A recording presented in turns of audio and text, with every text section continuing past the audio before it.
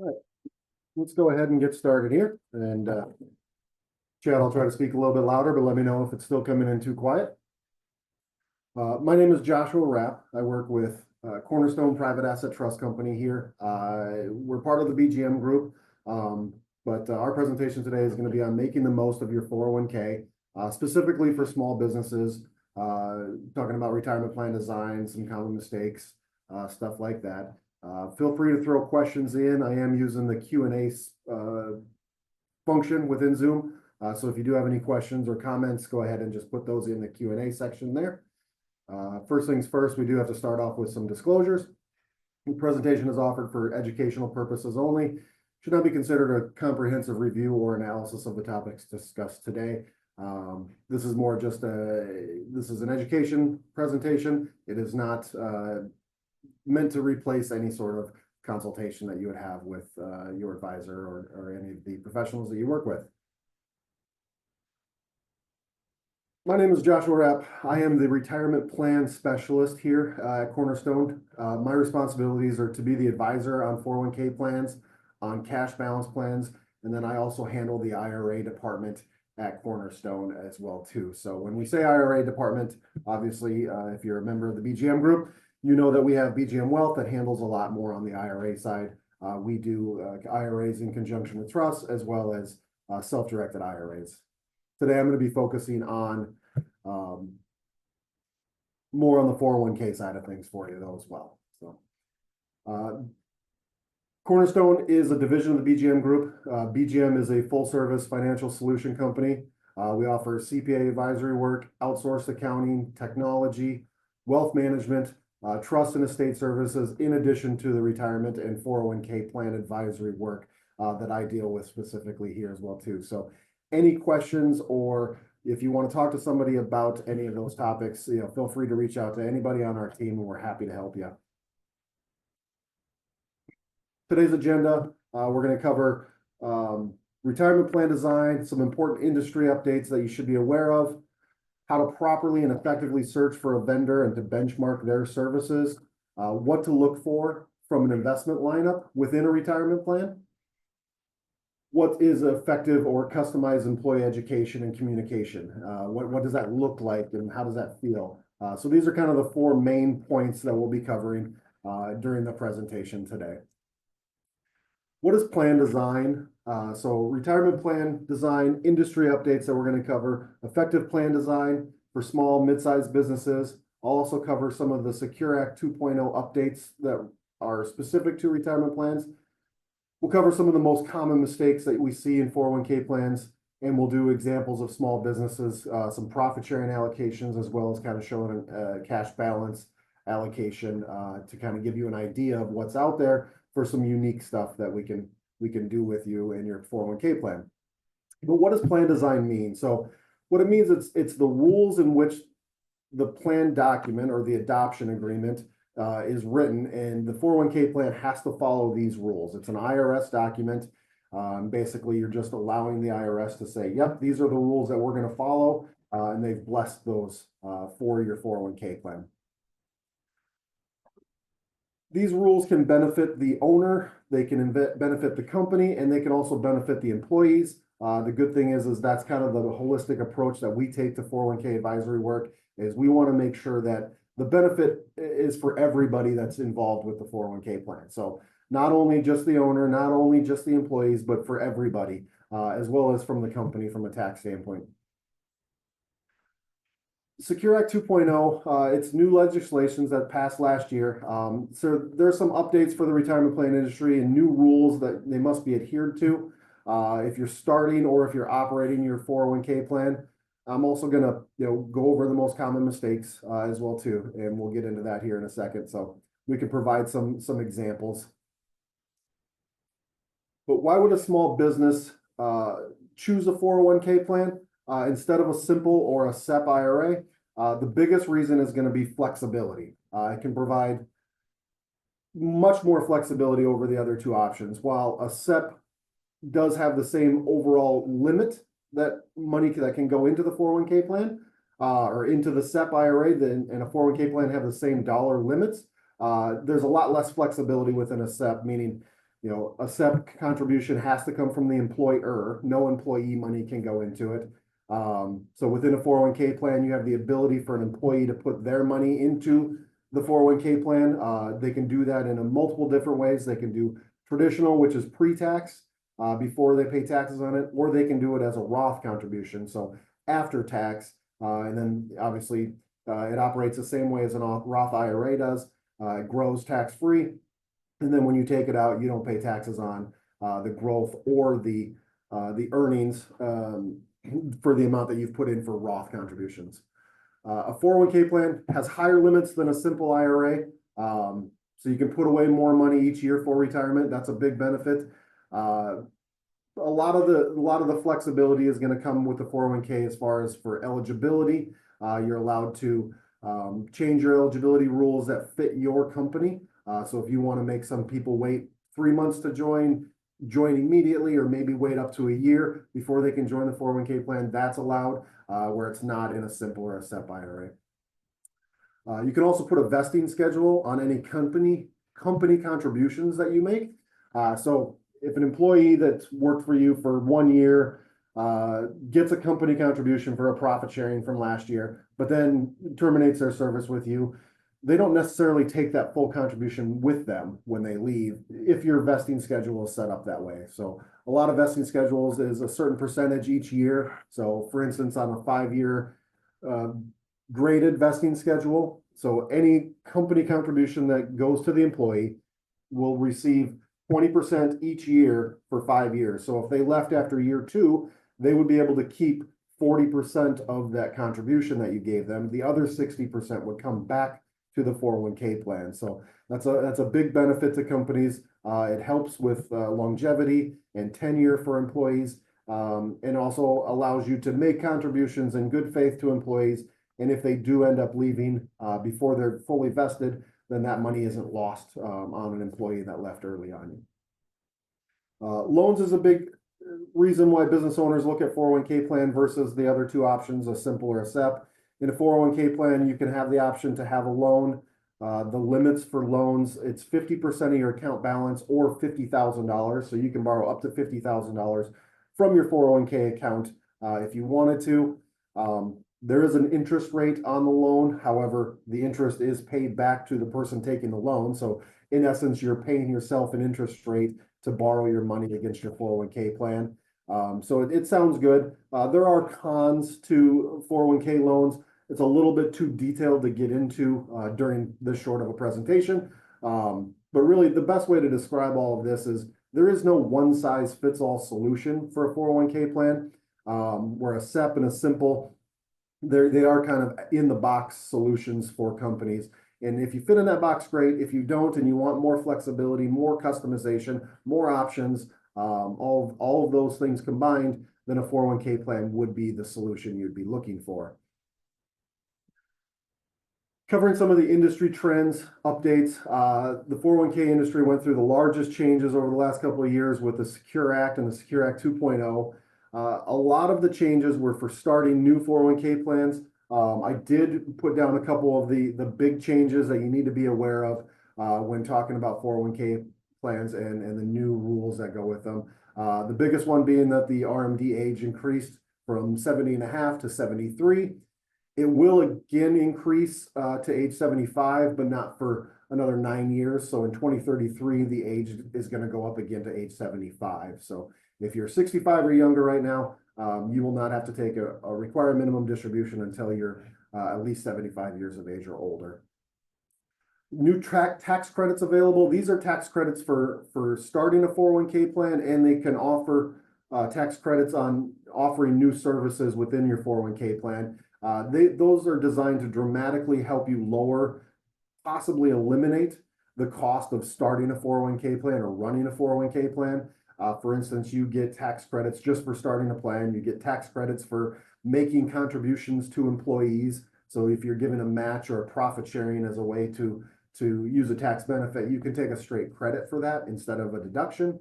And then you get tax credits for putting in some of the auto features, auto enrollment, auto increase, which takes us to our next topic there, auto enrollment. That is now required on any new 401k plan that is starting. So if you have a 401k plan, it's already existing, it does not have auto enrollment. It's not required yet for every plan to have it. It's just for any new plan that's starting has to be auto enrolled. And what that means is the old way 401k plans used to work is an employee would have to opt in to make an election to put money into the 401k plan if they so chose to. The new rules are they're going to have to opt out, meaning we're going to automatically put you into the 401k plan at a specific percentage unless you tell us not to. So it's just kind of an autopilot kind of, you work here, you get the 401k plan, we're going to save 3% or 5% of your pay unless you tell us not to do that or to tell us to do a different percentage. And then the big one is long-term part-time employee eligibility tracking. So any employee that works for the company that's part-time. So if they're over 500 hours, but they're under 1,000 hours, which is your safe harbor eligibility rule. So if somebody works over 1,000 hours, they're considered a full-time employee and they would be eligible for any 401k plan, regardless of what the eligibility states in the document. However, these long-term part-time employees are employees that work for at least 500 hours, but don't cross that 1,000 hour threshold. Think of someone that's working 12 hours a week would fall into this category. If they do that, work at least 500 hours for 2 consecutive years, they now have to be eligible to put money into the 401k plan. So it's kind of, it's an incentive to get options offered to employees that they wouldn't have to save for their own retirement.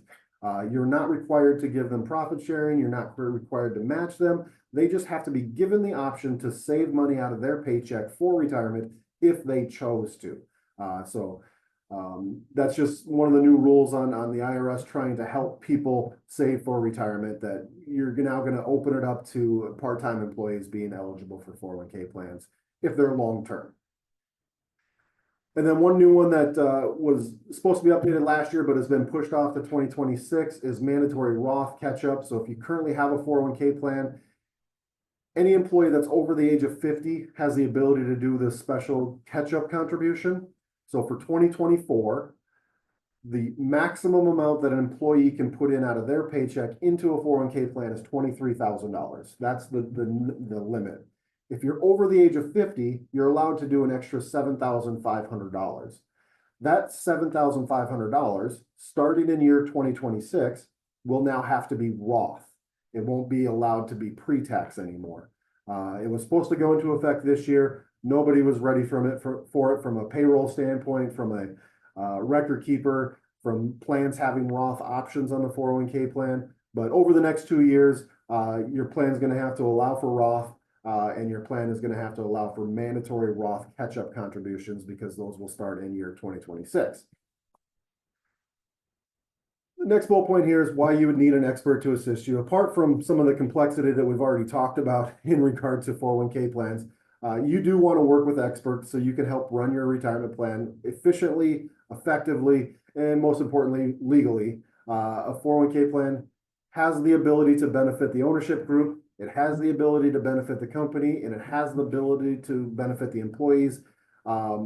Operating the plan correctly can help you reach these goals of benefiting all 3 groups at the same time without over benefiting one group or the other, which can be deemed as discrimination in 401k plans. So that's why you want to work with an expert, as well as to avoid some of the common mistakes that we see in 401k plans. I'll cover those. I'll give you a hint. It's typically not investments. When most people think retirement plans, they think, oh, it's investments that are the common mistakes, not choosing good investments, all that. That's a very small part of the common mistakes that we see.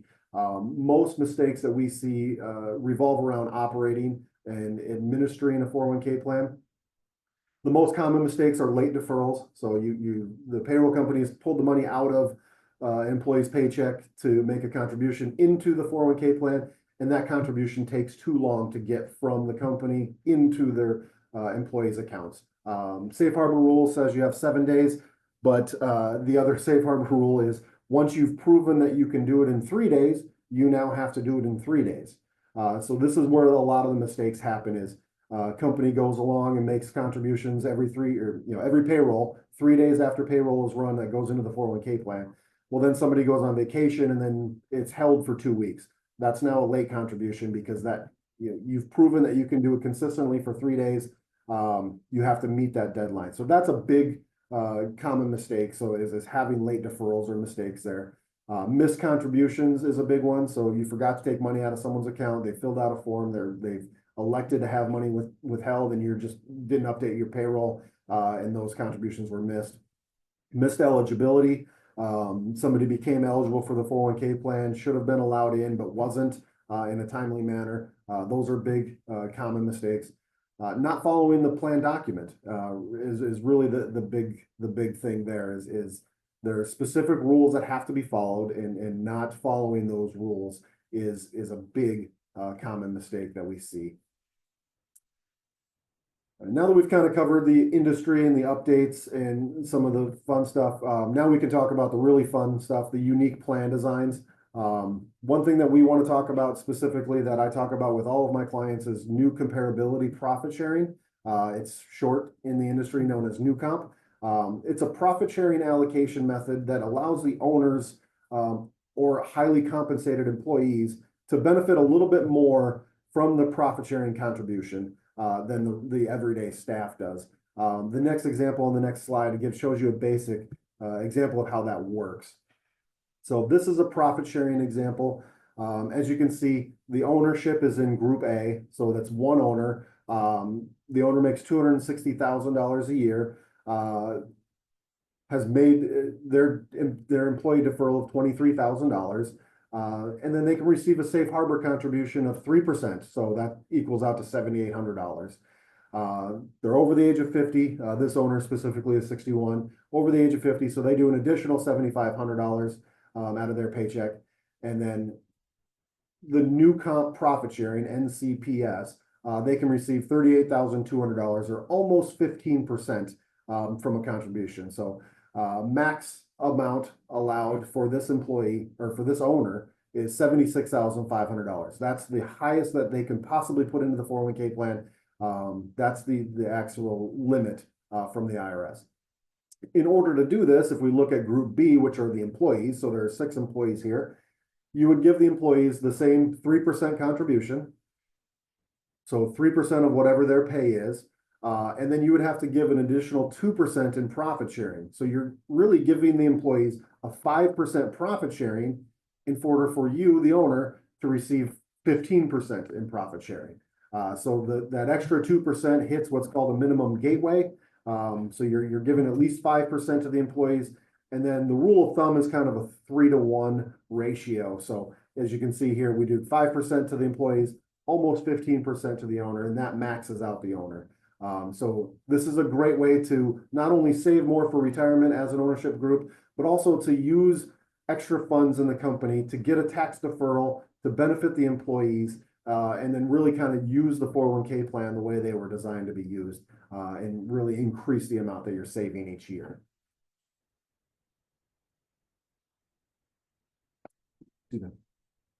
So new comp profit sharing works best when you're dealing with closely held companies, so 1 or 2 owners or a couple highly compensated employees. It works really well when the owner is older than the staff at the company. Those are some things that really, the illustrations really work well there. Not saying it doesn't work in other scenarios, but when it works best is in closely held companies, a couple owners, the staff's a little bit younger than the ownership group. That's really when we can see a lot of these types of benefits. Now, $76,000 or $76,500 for an owner is a good chunk to put away each year. But what if you wanted to put more away? You could look at what's called the cash balance plan. We've seen a big uptick in the popularity of these types of plans. So what a cash balance plan is, it's a separate plan from the 401k. It's a hybrid between the old DB pension plans and a 401k. It looks like a 401k in the way that the money's invested. You see your account balance. It's qualified money that can be rolled over, but it operates the same way as the old pension plans, meaning it's a pooled account. and it's employer driven as far as how it's invested, all that. But to give you a similar example to the one I just showed you, one owner, handful of employees, the owner is making $260,000. So in the exact same scenario, they're putting away the $30,500. So the 23,000 plus the $7,500 catch up. So the deferral amount that they're putting in is $30,500. They're receiving the same 3% safe harbor, so ownership and employees are getting the same 3% profit sharing.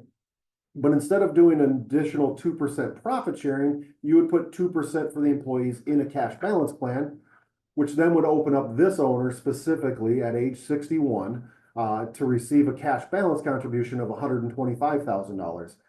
So employees would get two, owner would get 125,000 or 48% of what they're making each year. So for a total contribution in savings of $132,800. Does not cost the company any more as far as a contribution to the employees, but the owner can get an additional almost $50,000, $60,000 a year put away. Cash balance plans, there are some drawbacks to them. These types of plans do not work for everyone. We are more than happy to run illustrations to see if it's something that you'd be interested in, or if it would work for anyone on your staff there. Really, we just have to put it through the process and run the data and run the numbers. But here are a couple items you want to be aware of. Make sure that you know these types of plans. One, they don't work for everybody. It works best with older owners, younger staff. So if your ownership group's in their 40s and the staff's in their 30s, that's typically not a wide enough gap there. But it depends on the demographics of the company. It typically works better when the ownership's a little bit older. The IRS guidelines that you do keep this plan open, a cash balance plan, for multiple years. We always suggest 5. The IRS does not want you to start this plan when you have a good year and then terminate it right away. That's a big red flag. It looks like you're just hiding money from taxes. In essence, that's kind of what you would be doing. So these plans are designed to be open for multiple years, 5+ years, as an ongoing retirement plan benefit for the employees. The investment money is pooled, so it does operate like a pension. It's invested in order to hit a guaranteed rate of return. So the employee balance in the cash balance plan is given a guaranteed return, meaning you guarantee 4% return. So it's the money in the plan is invested to hit that 4% return. We don't want to invest this money aggressively because we don't want to over earn, because that can lower the amount you can contribute in future years because there'll be too much money in the cash balance plan. We also don't want to under earn because you could have to make up the contribution of what's missed. So we really invest the money in order to hit that specific guaranteed rate of return. Now, if we're fluctuating by a couple percentage, that's not a big deal. But if you're guaranteeing 5% return to your employees on this, you do not want to go out and earn 30%. And on the flip side, you do not want to go out and lose 30% by being really aggressive with the investments. Once the plan is terminated, that money can be rolled into any other qualified plan. So the benefit here is after 5 years or more that the plan's been operating, the owners put away $500,000 or $750,000 for themselves. The employees have their own balances. At that point, we would terminate the cash balance plan, and then that money is just qualified. You can roll it into your 401k plan. You can roll it into an IRA. It's whatever's best for you. It just has to stay in a pre-tax qualified account. And then you can invest it however you want to as well. So the big benefit is the tax savings, the tax deferral on the money that you're putting away for you and the company. It's not from an investment standpoint. It's not from a growth standpoint. It's a tax benefit that you're looking for in these cash balance plans, and the ability to save a lot more in a short period of time. Once the plan is terminated, it's now your money, self-controlled, self-directed. You can go invest that however you want to. These types of plans work in conjunction with a 401k plan. Typically, we do not see cash balance plans on their own, unless you're a solo practitioner, individual that's running their own business. Then you can typically run a cash balance plan by itself. But for your everyday small business, you'd see a 401k plan and a cash balance plan. You wouldn't see one or the other. Lastly, these plans are more expensive. There's actuarial work that goes in them. So the fees for cash balance plans are higher. So in this example, you're putting away $143,000 as an owner. 132,000 of it's your own money, but you're getting the tax savings of not having to pay taxes on $143,000 in that year. So if you're paying $5,000 for the cash balance plan, or potentially a little bit more depending on the complexity, it's not.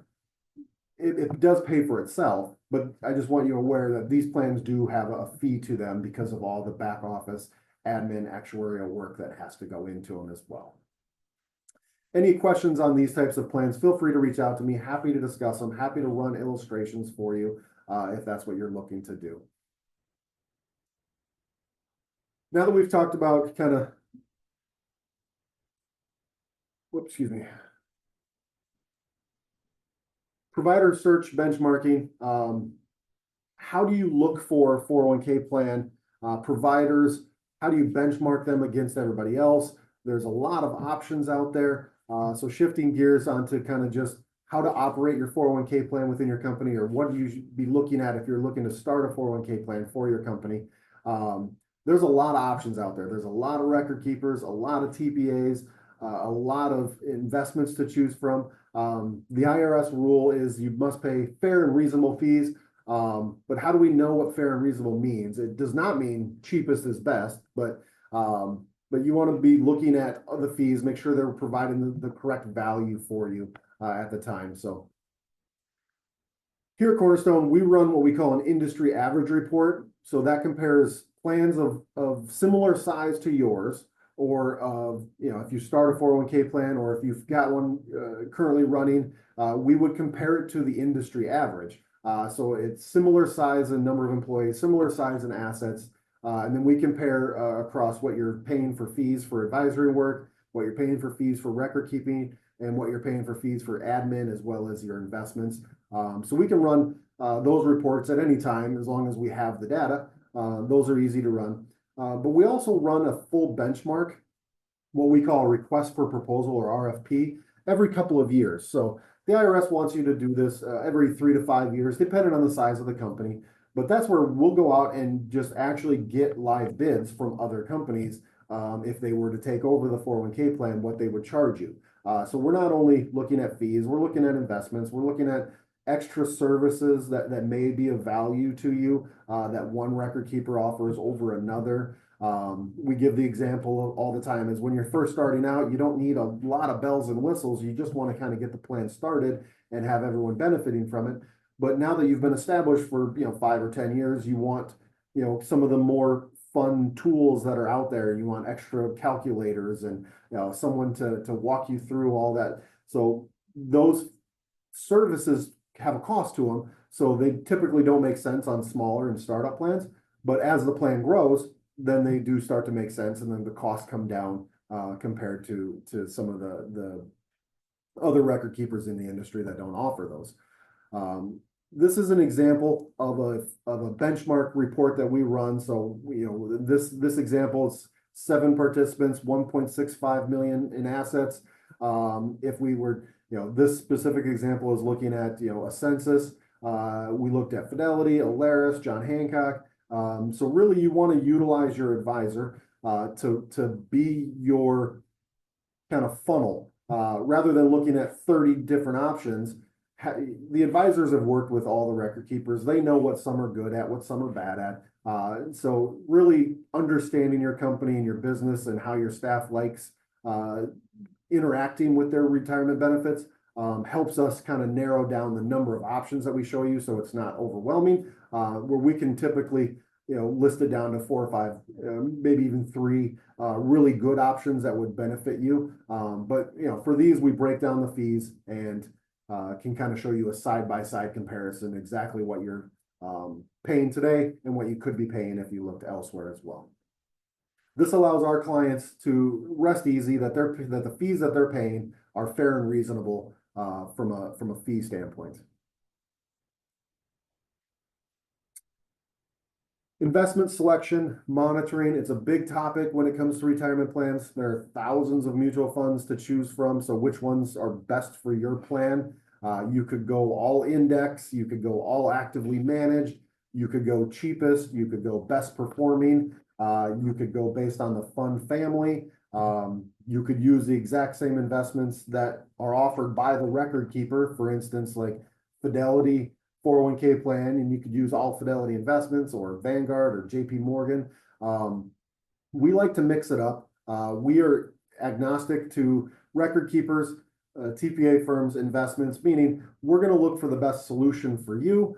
So it could be a record keeper that has complete open architecture capabilities, meaning we can choose whatever mutual funds we want to offer to you, which is ideal because we like to have some mix between some actively managed investment options as well as some index options. So the employees that want to use cheap and index-based, kind of set it and forget it type options, they have those options.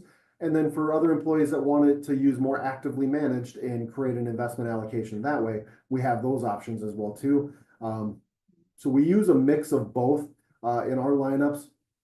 We also limit the number of asset classes that we use. There's no reason to have 13 different international funds.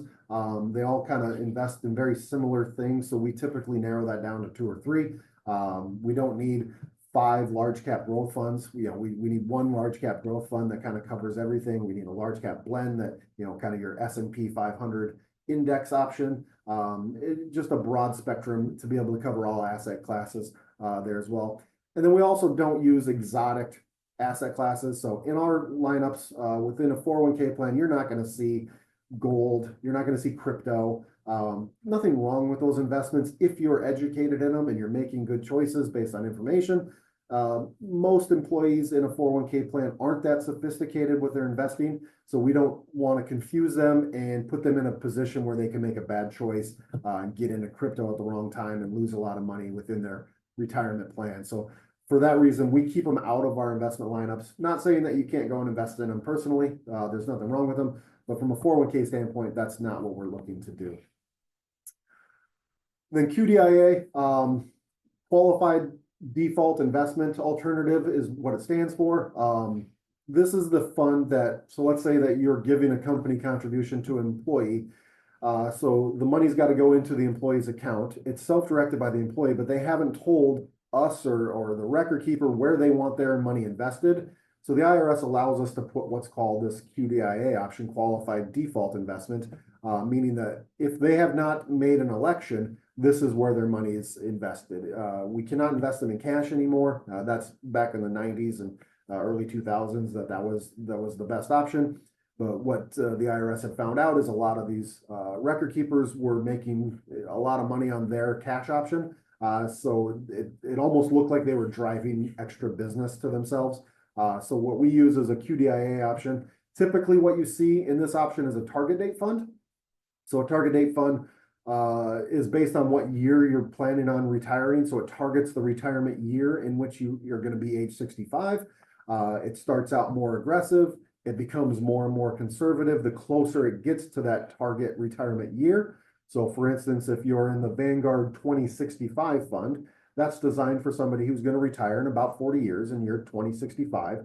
So right now in 2024, it's going to start out more aggressive from an investment standpoint, more stocks than bonds. But it's going to slowly become closer and closer to, your 60-40 mix, 50-50 mix, and become more conservative over time as you get closer to year 2065. You can use investment models as your QDIA, but here at Cornerstone, we typically see target date options as the best option for employees that don't make an election. So now that you've kind of set up your 401k plan, you've got a good record keeper picked out, you've got a good lineup invested. How do you make those selections as far as investments? How do you monitor them? How do you make sure that you're following all the rules and all that? This is an example of our investment monitoring report. It's an easy to understand report that we run for all our 401k plans. I run this on a quarterly basis for everybody. It's pretty simple. Green is good. Yellow is a watch list. And then if there's ever a red on here, that kind of means, hey, we should probably remove it from the plan or replace it with a different fund. This report specifically looks at 11 unique qualitative and quantitative aspects of all the mutual funds.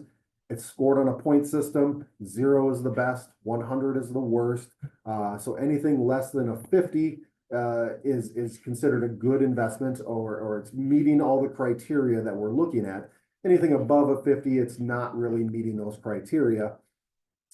And a mutual fund can lose points, not just based on, bad returns, because it could have great returns, but still score badly on our investment monitoring, because if you have a large cap value fund that's operating more like a large cap growth fund, it's going to lose points because that's not what it says it's supposed to be doing. We want a large cap value acting like a large cap value, and we're going to punish it or make it lose points if it's not doing what it says in its syllabus, and it's kind of acting as if it's a different type of fund. It can also lose points for its peers outperforming it, but that's not the main driver in it. So asset category shift, investment manager retirement, high fees, all of those can lead up to the mutual fund losing points and going on to a watch list there. It's not just the bad returns. This report, like I said, is run every quarter, and we use it to monitor the investments, and make changes, make selections, and all that for 401k plans. And lastly, employee education is probably the biggest help that a good 401k retirement specialist or an advisor can offer to you in terms of value. The recent DC Plan Participant Survey, which is run by JP Morgan, shows that 85% of employees surveyed view financial wellness programs as a big value from a company, and 72% said that their workplace is it's critical for them to reach their financial wellness education goals, meaning that anything a company can offer to its employees to educate them on financial wellness, retirement, any of those types of topics is greatly appreciated by its employees. 85% of the respondents also said having retirement benefits, having a 401k plan, having financial wellness is an important factor with staying with an employer. So it can be used as a retention tool as well. Our employee education program here, it's completely customized. Any topics that you would like to see, we can create a presentation for it. We've got a good list of topics that we've already got built for presentations. They can be anywhere from just your 401k overview to Social Security, to Medicare, to emergency savings, asset allocation, or kind of investing 101. So a list of different topics that we can give other than just, hey, here's your 401k plan. If you want to save, go ahead and save it. We deliver this content either in a group setting, or we can do one-on-ones with employees.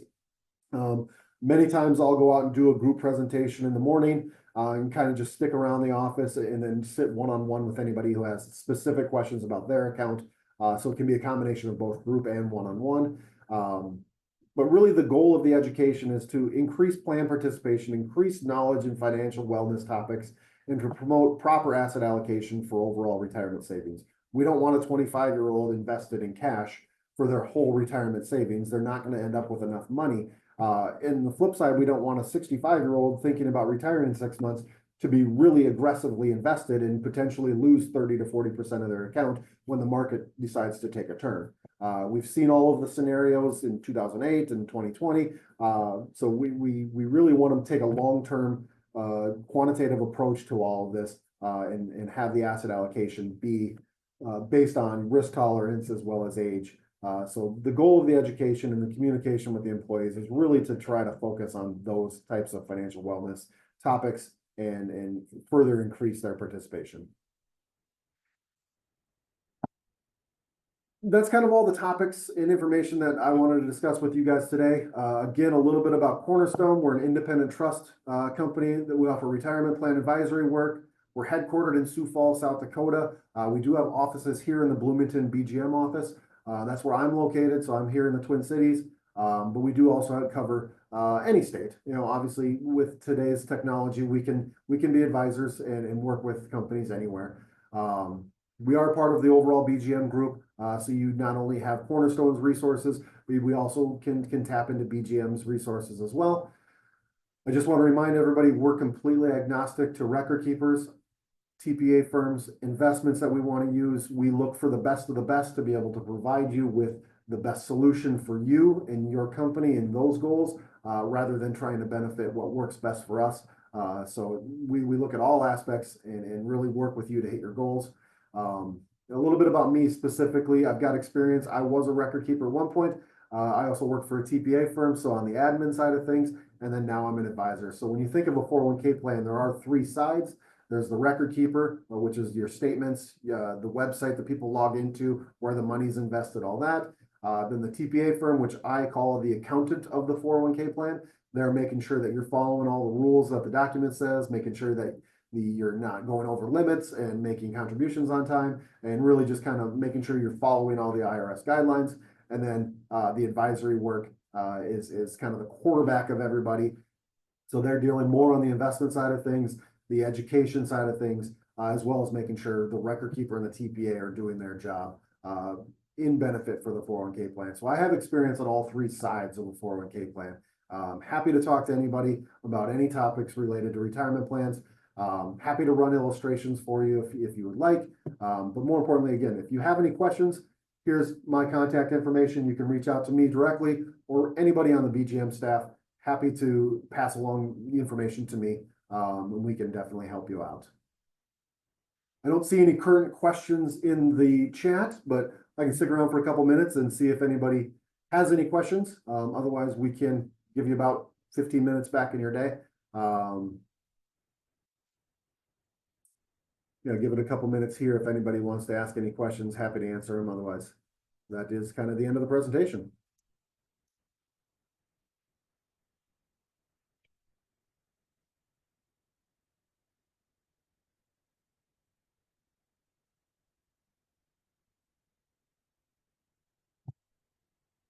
I do want to bring up next month's seminar is going to be on optimizing your Social Security benefits. It is Tuesday, September 24th. You can register online at bgm360.com. Otherwise, we will be sending out reminders to sign up for that. So that's next month's contribution.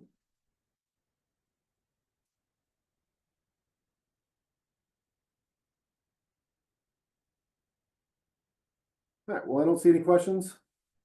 I'll let everybody go. Have a good day. Enjoy the nice weather out there.